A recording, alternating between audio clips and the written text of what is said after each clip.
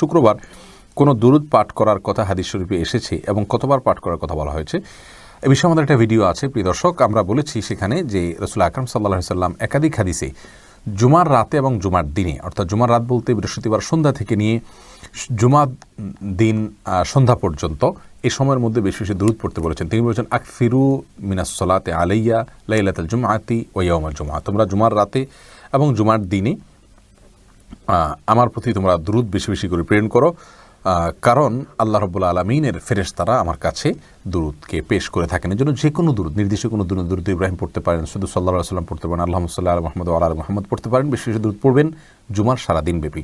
জুমার দিন আসরের পরে জাযাল্লাহু আন্না মুহাম্মাদান মাওয়াহু, এই দোয়াটি, এই দুরূদটি ৮০ বার পাঠ করলে ৮০ বছরের গুনাহ মাফ হয় এবং আরো বিভিন্ন ফজিলতের কথা হাদিসে বর্ণিত হয়েছে। কিন্তু সেই হাদিসের সনদকে অনেক মুহাদ্দিসিন ইকরাম অত্যন্ত দুর্বল সূত্রে বর্ণিত বলেছেন, অর্থাৎ সেটি বিশুদ্ধতার মানদণ্ডে উত্তীর্ণ